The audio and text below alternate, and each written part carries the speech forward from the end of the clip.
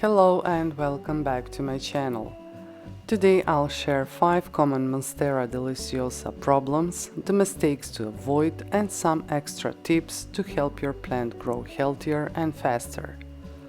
Let's dive right into the mistakes, but if you're looking for a complete guide on how to care for and propagate this plant, check out the video linked in the description. Now let's get started. Improper watering is one of the most common issues with Monstera care. Overwatering can lead to yellowing leaves, soggy soil and root rot, while underwatering results in dry, crispy edges and drooping leaves. Based on my experience with 2 large Monsteras and a few smaller ones, I've learned that overwatering is far more damaging than underwatering. So here is my advice. Always check the soil moisture before watering. Insert your finger 2 to 3 inches into the soil, and if it feels dry, it's time to water. Use a pot with proper drainage holes and water until excess flows out of the bottom. Allow the top half of the soil to dry out between waterings to avoid root rot. Keep in mind that every plant is unique and factors like soil type, temperature, pot size all play a role in its water needs. Monsteras thrive on consistent, moderate watering, so it's important to strike the right balance and avoid extremes.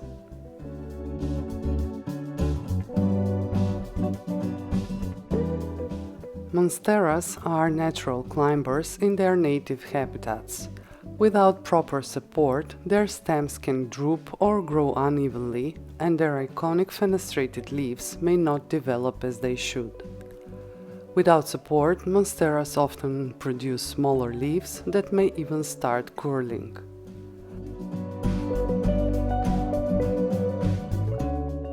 To avoid this, it's very important to provide a sturdy moss pole, trellis or any stake for your Monstera to climb. It's best to add support while the plant is still small. This allows you to guide its growth direction, provide stability and encourage larger leaves sooner. For example, in my situation, I have a large Monstera that wasn't properly attached to the pole I initially provided. As a result, I have had to let it rest against a wall for support. If I move it away from the wall, the stem will break. I plan to trim the stem and restart with the correct support to help it grow upright again. I plan to make a video about that, so if you're interested, don't forget to subscribe to my channel. Providing the right support not only promotes vertical growth, but also enhances the overall size and shape of the leaves.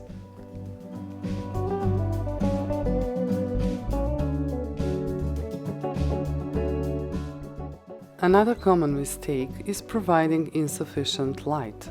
Monsteras thrive in bright, indirect light. Placing them in an area with too little light can lead to leggy growth and small underdeveloped leaves. On the other hand, direct sunlight can scorch the leaves, creating brown patches. For the best results, place your Monstera near a window with filtered light. If natural light is limited, consider using grow lights to supplement. Personally, I keep both of my large Monsteras in front of a north-facing window as I live in the northern hemisphere. My smaller Monsteras are in my daughter's room, about 10 feet away from a west-facing window. They only received late afternoon sunlight, which isn't harmful because of the distance. Signs of low light include slow growth and leaves that lack splits or holes. Adjust your plant's placement to ensure it gets the right amount of light for healthy and massive growth.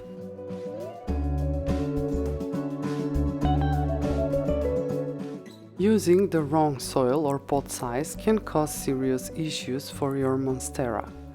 While many people assume that a big plant needs a much larger pot, this isn't the case. Monsteras thrive best in smaller pots. When transferred to an oversized pot, the plant tends to focus on growing larger roots instead of leaves, leading to stagnant growth. Furthermore, the excess soil holds too much moisture, which can result in problems like root rot, bacteria, and gnats. Heavy, compacted soil holds too much water and increases the risk of root rot. To prevent these problems, always use a well-draining potting mix.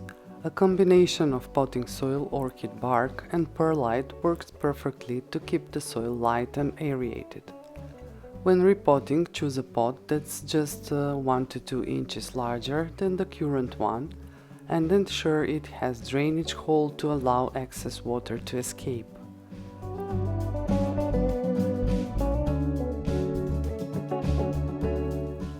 Monsteras develop aerial roots to help stabilize themselves and absorb moisture from the air. These roots are crucial for the plant's overall health, but many people mistakenly cut them off or underestimate their importance. Removing aerial roots can hinder the plant's growth and compromise its well-being. Instead of cutting them, guide the aerial roots toward the moss pole or let them grow naturally. I know they can grow long and sometimes look untidy around the plant, but cutting them isn't the best approach. Personally, I tried braiding mine together to keep them neat and organized. It's a simple and effective solution, you can try it.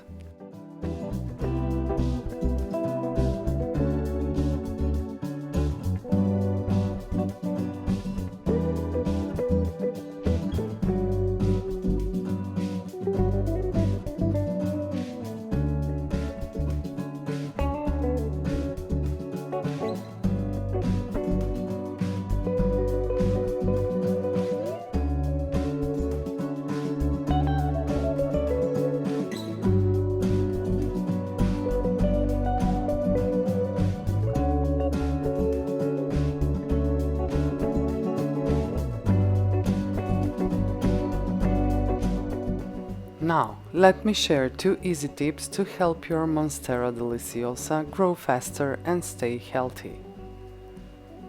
Monstera's large leaves can quickly collect dust, which blocks light and hinders photosynthesis. To keep your plant thriving, wipe the leaves gently with a damp cloth every few weeks. This removes dust and restores their natural shine. For smaller plants, a monthly shower with lukewarm water works great for cleaning harder to reach spots.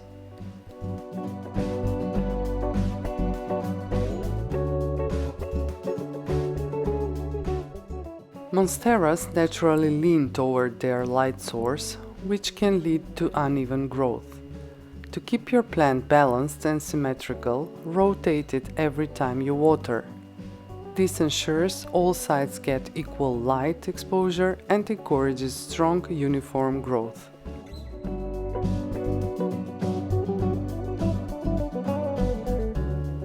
By avoiding these 5 common mistakes and following the extra tips, your Monstera Deliciosa will stay happy, healthy and beautiful. If you found this video helpful, please give it a like and subscribe for more plant care tips. Feel free to share your questions or suggestions in the comments below. Thanks for watching and happy growing!